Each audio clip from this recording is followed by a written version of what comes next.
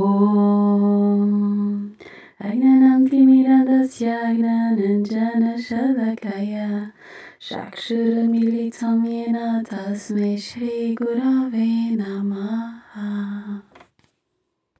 Bhagavad Gita, capítulo 17, Srada Traya Vibhaga Yoga, verso 21 em diante. Yatu pratyupacarartham param udishyava punadyate jepariklistam tadam rajasam smrutam. Mas aquilo que é dado como consideração por algo recebido ou na expectativa de uma futura recompensa ou a contragosto, algo que é dado como expectativa, é considerado rajásico. Aqui Bhagavan diz que quando alguém faz um certo tipo de caridade ou serviço, seja grande ou pequeno, mas com uma intenção de mais tarde obter uma certa recompensa, isso é rajásico. No verso anterior, ele diz que aquele que tem bhav sátvico não está preso a tempos e espaços e outras coisas, mas quando faz uma certa penitência, serviço ou oração e há alguma expectativa, fica preso um certo tempo. Dizem, esta altura é uma boa altura para fazer isto. Se eu fizer isto no momento certo, a Amavasya, o último dia da quinzena, se eu fizer nessa altura, beneficiarei com isso, terei essa recompensa. Ficam presos por um certo costume que dita que é benéfico fazerem-se ofrendas em determinados dias. Digamos que se dessem presentes às pessoas à sexta-feira, iriam para o céu. Ou se alimentarem um Brahma na segunda-feira, ou alimentarem alguns amigos ou familiares de forma adequada mais tarde, no futuro. O Sr. Shankara dar-vos-ia alguma coisa, ele recompensar-vos-ia de uma forma grandiosa. E há muitos exemplos como estes. Esta altura é boa para isto e aquela altura é boa para aquilo. Esta altura não é boa para isto e aquela altura não é boa para aquilo. Estas pessoas que têm expectativas no exterior farão sempre isto. Elas nunca farão nada num estado de liberdade, porque do que quer que façam, esperam sempre algo em troca. Elas farão caridade, mas verão quando é a melhor altura. Assim, as pessoas dirão que durante a época de Diwali é muito bom fazer caridade e que se fizerem caridade durante o Diwali, Mahalakshmi dar-vos-á 1000 vezes mais. Então, durante esse tempo, toda a gente na Índia faz caridade, mesmo que seja algo simples, fazem caridade. Mas isto não é a verdadeira caridade. Bhagavan diz que este tipo de caridade está cheia de expectativa. Então, estão apenas a fazer negócios e à espera que o vosso serviço seja recompensado no futuro. E se não obtiverem alguma coisa, se não tiverem ganho, nome, fama, prestígio ou satisfação, então não serão felizes. Guardarão rancor em relação à pessoa que ajudaram. Ajudarão alguém, mas terão uma expectativa em mente. Vou ajudar aquela pessoa, mas mais tarde aquela pessoa tem de me ajudar. É normal quando alguém vos ajuda, querem ser bons para essa pessoa, não é? E se não forem bons com essa pessoa, qual será a reação dela? Da próxima vez que pedirem ajuda, nunca a terão. Então, depois de vos ajudar, têm de os entreter. Sempre que eles precisarem de companhia para uma bebida, vocês têm de estar disponíveis. Quando eles quiserem conversar convosco, têm de estar disponíveis. No momento em que lhe disserem não, tornar-se-ão vossos inimigos. Eles claramente tomarão nota disso e depois mais tarde farão tudo para vos deitar abaixo. Sempre que as pessoas fazem alguma coisa com expectativas, nunca ficam livres. E aqui Bhagavan diz que isso é rajásico. As pessoas oferecem presentes sentindo-se, porém, obrigadas porque têm uma certa expectativa. Não é do coração. Mesmo que o façam, fazem-no sempre para obter popularidade, obter honra, publicidade. Na mente de uma pessoa rajásica está constantemente: como é que eu posso impressionar os outros? O que poderei fazer para conseguir mais pessoas a quem doar? Então, a mente está sempre a pensar à frente e a pensar como pode conseguir o máximo proveito. Estas pessoas estão sempre à procura de boa reputação, pensando: fiquem a saber que sou o mais perfeito de todos. Pensam sobre como as outras pessoas olham para elas de todos os ângulos. Têm de parecer sublimes e perfeitas. Com tais intenções, as pessoas rajássicas não avançam. Capítulo 17, verso 22. Adeshakalayadhanam apatrebhyascha diyate asatkrutam apagnatam tatamasam udarutam. Aquele presente que é dado no lugar errado e no momento errado a destinatários indignos, sem o devido respeito e com escárnio, é considerado tamássico. Aqui Bhagavan está a falar acerca das qualidades tamássicas nas pessoas. Aquele presente que é dado no lugar errado e no momento errado a destinatários indignos. Ele diz que estas pessoas que têm intenções erradas também sabem quando não é o momento certo para dar. Se quiserem fazer mal a alguém, vão escolher um momento muito mau para dar. Elas sabem que quando alguém recebe um presente, tem de o aceitar, não é? E se a pessoa aceita esse presente, significa que isso a levará à perdição. Então, estão sempre muito atentos ao momento obscuro e muitas vezes optam por arruinar um casamento ou destruir o amor entre duas pessoas. Durante o casamento, as pessoas com essas intenções irão lá. Digamos que o marido teve uma namorada algures e não se casou com ela, mas com outra pessoa qualquer. Aquela namorada estará presente no casamento e não com as intenções corretas, mas com a intenção de destruir aquele casamento. É também muito importante saber que estas pessoas, destinatários indignos, farão de tudo, mas não com a atitude correta. O seu discurso, a linguagem corporal, os gestos, tudo será feito sem nenhum respeito. Sem o devido respeito e com escárnio. Por isso estas pessoas farão tudo de uma forma muito hipócrita. Têm uma mente muito cruel e por causa da sua crueldade têm muitas motivações egoístas.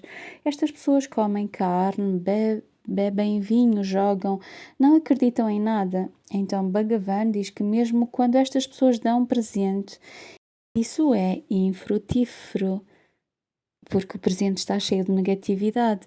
Quando aparecem para fazer caridade, quando aparecem para fazer o bem, na realidade estão a abrir as portas do inferno devido à sua mente tamássica. Então, os seus sacrifícios, as suas austeridades e as suas caridades não são para a evolução, mas para um caminho para o inferno. E estas pessoas convidarão sempre os outros a fazerem o mesmo, dizendo: venham, por favor, venham beber alguma coisa comigo. Essas pessoas devem ser evitadas. Se vocês estiverem no caminho espiritual, mesmo que sejam da família, mesmo que vos sejam queridas, mantenham-se longe delas, porque através da sua crueldade, através da sua negatividade, influenciarão os outros. Vejam, a crueldade é muito contagiante.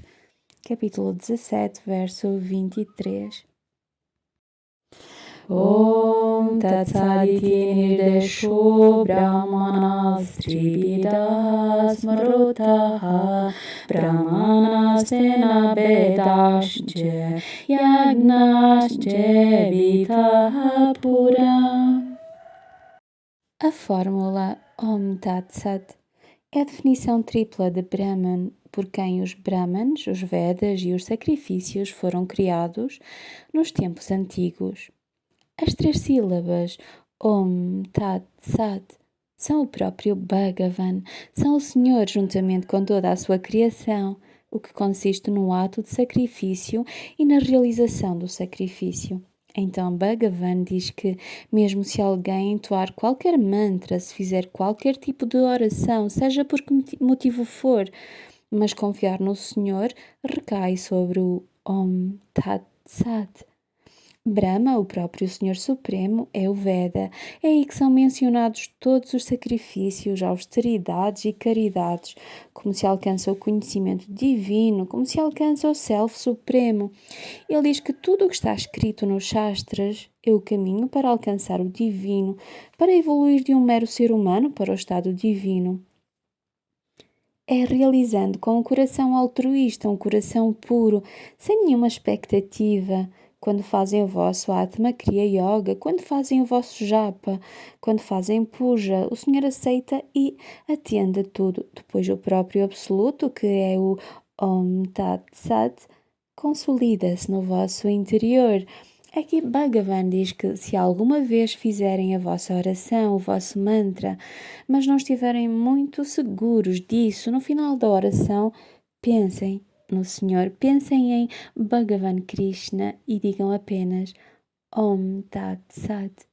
Ao fazê-lo, se tiverem cometido algum erro a pronunciar qualquer mantra, algum erro ao realizar qualquer mantra ou com qualquer atitude ou objetivo que surja durante esse tempo, estarão livres das consequências porque o oferecem a ele, ou podem simplesmente dizer Krishna Arpanam. Então, aqui vocês oferecem todo o punya ao próprio Senhor. É isso que é dito na última parte do Arati, não é? Tudo é do Senhor e tudo volta para o Senhor. Tanamana Dana Kushain Tera Swami Sava Kushain Tera. Tanamana significa corpo, mente. Dana significa tudo que é material. Sava Kushain Tera. Tudo é teu. Tera, Tushko Arpana. Nós pegamos no que é teu e oferecemos-te de volta. Aqui Bhagavan diz que isso significa Om Tat Sat. Os sacrifícios, austeridades e caridades, tudo é o próprio Senhor. É por isso que o Om vem sempre antes dos mantras. Todos os mantras começam com Om. É dito que o próprio Senhor prevalece sobre tudo. Capítulo 17, verso 24. Tasmadom-iti utarotyayana-dana-tapakriya pravartante vidano-okta satatam brahma-badinam. Por isso, os atos de sacrifício, de doação e de autodisciplina são sempre iniciados pelos conhecedores de Brahman com a pronúncia de Om, tal como está estabelecido nas regras. Aqui, Bhagavan diz que aqueles que conhecem o poder do Om, aqueles que verdadeiramente se entregam ao Senhor e têm plena fé no Senhor, o que quer que façam, sempre que estiverem a entoar os mantras, começam sempre com Om. Aqui Bhagavan refere-se a todos os mantras de acordo com os Shastras, não os mantras que as pessoas tamássicas fazem, não os mantras que as pessoas da magia negra fazem, mas os verdadeiros mantras que irão abençoar-vos para avançarem em direção à realização de Deus. As pessoas que sabem acerca da sacralidade da recitação dos Vedas começam sempre com Om. Om é o princípio de tudo e Om é o fim de tudo, tal como Bhagavan Krishna diz no capítulo 10, de entre todos os sons, eu sou o Om. Por isso a vibração do Om é a liberdade, é a libertação, e estas são as qualidades nobres, as qualidades divinas. E as pessoas que têm qualidades sáttvicas começam sempre as orações com Om. É por isso que de manhã, quando começamos as orações, entoamos Om 3 vezes, purificando o corpo, a mente e o intelecto. No verso anterior, vimos que a pronúncia do Om é o próprio Bhagavan, a manifestação do som cósmico, o verbo encarnado, o despertar. Quando as pessoas alcançam a realização, começam a vibrar o som cósmico de Om. Quando fazem o vosso Atma Kriya Yoga, quando estão a inspirar, estão sempre concentrados nele, infundindo-se nele, lembrando-se continuamente de Om, não no vosso exterior, mas internamente. Estão a purificar cada canal, cada divisão, cada ponto de energia dentro do vosso corpo e elevam-se. Elevam-se ao chakra Ajna e aí há um ponto de quietude. Então, novamente, continuam a recordar-se, infundindo cada parte vossa com esse som cósmico, porque esta é a única realidade, o começo de tudo e o fim de tudo. Tudo vem do Om e tudo voltará para o Om. Não existe mais nada É por isso que os Brahmanes, os grandes sábios, começam todos os mantras com Om. Ao compilar todos os mantras, Veda Vyasa colocou Om no princípio de todos os mantras.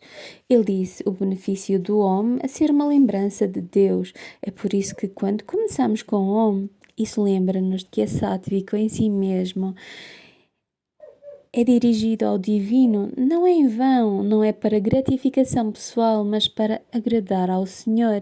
É Ele. É por isso que o colocamos em primeiro lugar. Om Hari Om. Foi isso que acabamos de cantar há pouco. Hari Om Tat Sat. Aqui Bhagavan Krishna fala sobre o Om. Noutro verso ele diz Tat e Sat. Verso 23. Aqui ele diz Hari Om, que significa que o próprio Shri Hari Narayana é Om Tat Sat.